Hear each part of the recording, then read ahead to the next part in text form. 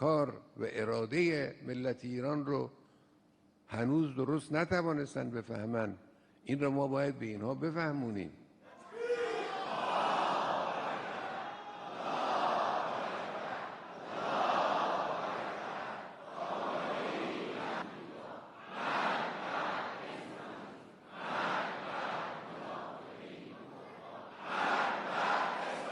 باید تشخیص بدن و درست بفهمن و اون چی که صلاح این کشور و این ملت هست اون رو انجام بدن. باید بدانن ملت ایران کیست، جوانان ایران سازه. این رو باید حفظ کن. بزرگنمایی اونا غلطه، اما توجه داشته باشید کوچک انگاری اون هم غلطه. آنان ایران رو نمیشناسن. خطای محاسباتی رژیم صهیونیستی باید به هم بخوره. اینا دچار خطای محاسباتی هستند نسبت به Iran. নমস্কার, আপনারা শুনছেন উত্তরের কণ্ঠ থেকে আমি প্রভাত বসাক, তুফানগঞ্জ, কোচবিহার। গত 13 জুন থেকে ইরান ইসরায়েল যুদ্ধ শুরু হয়ে গেছে। প্রথম অ্যাটাক করেছে ইসরায়েল গত 13 জুন রাতে 200টি ফাইটার জেট ও ড্রোন নিয়ে ইরানের সামরিক স্থাপনা ও পরমাণু কেন্দ্রগুলিতে আঘাত হেনেছে। প্রত্যুত্তরে ইরানও ইসরায়েলকে তাক করে শয়ে শয়ে মিসাইল দিয়ে প্রত্যাঘাত করেছে। কিন্তু ইসরায়েলের এয়ার ডিফেন্স সিস্টেম আয়রন ডোম মাঝ আকাশে ইরানের ছোড়া প্রায় সকল মিসাইলকে ধ্বংস করে দিয়েছে। মাত্র 6টি মিসাইল ইসরায়েলের ভিতর ঢুকতে পেরেছে, তাতে ইসরায়েলের কিছু ক্ষয়ক্ষতি হয়েছে। ইসরায়েলের আক্রমণে ইরানের 6 জন শীর্ষ সামরিক কর্মকর্তা ও 9 জন শীর্ষ পারমাণবিক বিজ্ঞানী সহ শতাধিক নিহত হয়েছে। এই যুদ্ধে ইসরায়েলের দুর্ধর্ষ গুপ্তচর সংস্থা মোসাদ অত্যন্ত গুরুত্বপূর্ণ ভূমিকা পালন করেছে। ইসরায়েল চাইছে ইরানের ইসলামী মোল্লাতন্ত্র খতম করতে, মানুষের অধিকার, বিশেষ করে নারীর অধিকার নিশ্চিত হোক ইরানে। জনসংখ্যার দিক থেকে দেখলে ইসরায়েলের জনসংখ্যা 90 লাখের মতো, কিন্তু ইরানের জনসংখ্যা 6 কোটির উপর। সৈন্য সংখ্যা ইসরায়েলের 35,000 মাত্র, আর ইরানের সৈন্য সংখ্যা 1,60,000। ইসরায়েলের নারীরা যুদ্ধে ট্রেনিং পায়, আর ইরানের মুসলিম নারীরা শুধু ফতোয়া পায়। ইরানের নারীরা সঠিক ইসলামের বিধান মানছে কিনা তা দেখার জন্য নৈতিক পুলিশ আছে, কিন্তু পুরুষরা সঠিক ইসলামের বিধান মানছে কিনা তা দেখার জন্য কোনো নৈতিক পুলিশ নেই। ইসরায়েলের জনসংখ্যা কম হলে কি হবে? যুদ্ধাস্ত্রের দিক থেকে ইসরায়েল অনেক এগিয়ে। আয়তনের দিক থেকে চিন্তা করলে ইসরায়েল ইরানের তুলনায় ক্ষুদ্র একটি দেশ। ইরানের তুলনায় ইসরায়েলের হাতে অনেক বেশি সফিস্টিকেটেড অস্ত্র আছে। অর্থনৈতিকভাবেও ইসরায়েল ইরানের তুলনায় অনেক বেশি এগিয়ে। ইরান একটি শিয়াপন্থী মুসলিম দেশ, যাদের সুন্নিরা মুসলিম বলে মনে করে না। যেখানে মুসলিমদের মূল আকর্ষণ সন্তান উৎপাদন, মুসলিমরা মনে করে জনসংখ্যা দিয়ে বিশ্ব জয় করবে, আর ইসরায়েলের ইহুদিদের মূল আকর্ষণ জ্ঞান বিজ্ঞানের চর্চা, যা দিয়ে তারা সারা পৃথিবীর উপর প্রভুত্ব করতে চায়। নোবেল পুরস্কার প্রাপক সংখ্যার দিকে লক্ষ্য করলেই তা বোঝা যায়।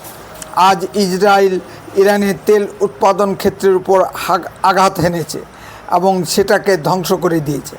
অর্থাৎ ইসরায়েল চাইছে ইরানের অর্থনৈতিক মেরুদণ্ড ভেঙে দিতে। ইসরায়েলের আক্রমণে ইরানের পরমাণু কেন্দ্র থেকে তেজস্ক্রিয়তা লিক করছে, যা বিশ্ব পরিবেশের পক্ষে হুমকি স্বরূপ। উভয় দেশই বিভিন্ন দাবি করছে, যার সত্যতা নিশ্চিত করা এই মুহূর্তে কঠিন। ইতিমধ্যে আমেরিকা এই যুদ্ধে নেমে গেছে। ইরান ঘোষণা করেছে যারাই এই যুদ্ধে ইসরায়েলকে সাহায্য করবে তাদেরও ইরান অ্যাটাক করবে। আমেরিকা ইসরায়েলকে সাহায্য করার জন্য একটি বিমানবাহী রণতরী ও কয়েকটি যুদ্ধ জাহাজ পাঠিয়েছে। যদি পুরোদস্তুর যুদ্ধ শুরুই হয়ে যায় তবে বলা যায় পশ্চিম এশিয়ায় শান্তি সুদূর পরাহত। ইরান হয়তো পারস্য উপসাগরের হরমুজ প্রণালী ব্লক করে দিতে পারে, যা ইরানের নিয়ন্ত্রণে আছে। এই হরমুজ প্রণালী দিয়ে সারা পৃথিবীর 30% তেল সরবরাহ করা হয়। এই প্রণালী দিয়েই ভারত, আমেরিকা ও চীনের তেল সরবরাহ করা হয়। ফলে বিশ্ববাজারে তেলের চরম সংকট সৃষ্টি হবে। তেলের উপরেই বিশ্ব অর্থনীতি 50% নির্ভর করে। তেলের দাম বাড়লে স্বাভাবিকভাবেই অন্যান্য জিনিসপত্রের দাম বেড়ে যাবে।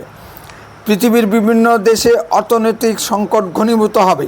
যদিও ভারতের তেল সরবরাহের জন্য বিকল্প অপশন খোলা আছে, সে দেশটি হলো রাশিয়া। তবুও ভারতের বাজারে তেলের দাম বেড়ে যাবে, যা ভারতের মতো অর্থনৈতিক শক্তিসম্পন্ন দেশের পক্ষে বহন করা কষ্টকর হবে। এই যুদ্ধে ভারতের নিরপেক্ষ ভূমিকা পালন করা উচিত। যুদ্ধে জড়িয়ে ভারতের অর্থনৈতিক শক্তি খর্ব করা উচিত হবে না। আমরা সাধারণভাবে বলতে পারি যুদ্ধ করা উচিত নয়। আলোচনায় টেবিলে বসে সব সমস্যার সমাধান করা উচিত। এর বেশি কিছু নয়। আমাদের কথা কি দুই যুদ্ধবাজ দেশ শুনবে? চীন চুপ করে বসে সব পরিস্থিতি দেখছে। চীন আছে তাদের ভোতা ও রিজেক্টেড অস্ত্র বিক্রির তালে। এই জন্য চীন ইরানকে মৌখিক সমর্থন দিয়ে যাচ্ছে। আমাদের মনে রাখতে হবে যে ইসরায়েল ও ইরান এই দুই দেশে আমাদের বন্ধুরাষ্ট্র। ইরানে আমাদের হাজার হাজার কোটি টাকা বিনিয়োগ করা আছে। ইরান ও ইসরায়েল এই দুই প্রাচীন সভ্যতার দ্বন্দ্ব সহজে মিটবে না। ইরান কখনোই ইসরায়েলকে মেনে নেবে না, আর ইসরায়েলকে তার অস্তিত্ব বজায় রাখতে হবে। ছোটোবেলায় শরৎচন্দ্র চট্টোপাধ্যায়ের রামের সুমতি গল্পে পড়েছিলাম, জমিদার পুত্র ও ইন্দ্রনাথের ভিতর দ্বন্দ্ব উপস্থিত হলো। বিষয় রক্ষাকালীর জীব বড় না শ্মশানকালীর জীব বড়। না, এই দ্বন্দ্বের মীমাংসা কিভাবে হবে? স্বাভাবিকভাবেই শক্তির প্রশ্নটি এসে গেল মীমাংসার জন্য। সুতরাং ইরান ও ইসরায়েলের দ্বন্দ্ব শক্তির মাধ্যমেই মীমাংসা হোক, আর আমরা দেখতে থাকি। এর চেয়ে বেশি কিছু করার বা দেখার নেই আমাদের। ইরান ইসরায়েল যুদ্ধ এক প্রকার ধর্মযুদ্ধই বলা যায়। খ্রিস্ট ও ইহুদি মিলিত শক্তি ভার্সেস মুসলিম শক্তি। দেখা যাক কে বিজয়ী হয়। জন্মলগ্নে ইসরায়েল যেমন 24টি মুসলিম দেশকে পর্যুদস্ত করে নিজের অস্তিত্ব টিকিয়ে রাখতে সক্ষম হয়েছিল, এই যুদ্ধে ইসরায়েলকে বিজয়ী হতে হবে। কারণ যুদ্ধ জয় সৈন্যবল বা অস্ত্রের সংখ্যার উপর নির্ভর করে না, চাই বুদ্ধিবল, যা ইসরায়েলের পুরো মাত্রায় আছে। আর যদি ইমাম মাহদির আবির্ভাব ঘটে তবে তো অন্য কথা। ইরান সেই আশায় বসে থাকুক। উত্তরের কণ্ঠ তাৎক্ষণিক কোনো খবরের চ্যানেল নয়, এডুকেশনাল ও ইনফরমেটিভ চ্যানেল। এই চ্যানেল খবরের ভিতর থেকে খবর বের করে নিয়ে আসে। উত্তরের কণ্ঠ সর্বদাই বাস্তব ও সত্য কথা বলে। আরও এই ধরনের ভিডিও পেতে দয়া করে এখনই চ্যানেলটিকে সাবস্ক্রাইব করুন, বেল আইকনে ক্লিক করুন। আপনার মূল্যবান মতামত কমেন্টে লিখুন। যদি ভিডিওটি ভালো লেগে থাকে তাহলে আপনার বন্ধুদের ভিতর শেয়ার করুন, যাতে সকলেই দেখতে পায়। উত্তরের কণ্ঠ দেশের কথা বলে, দশের কথা বলে। আপনারা চোখ রাখুন উত্তরের কণ্ঠের পর্দায়। বন্দে মাতরম, ভারত মাতা কি জয়। খুব শীঘ্রই ফিরে আসছি নতুন কোনো ভিডিও নিয়ে। সুস্থ থাকুন, ভালো থাকুন।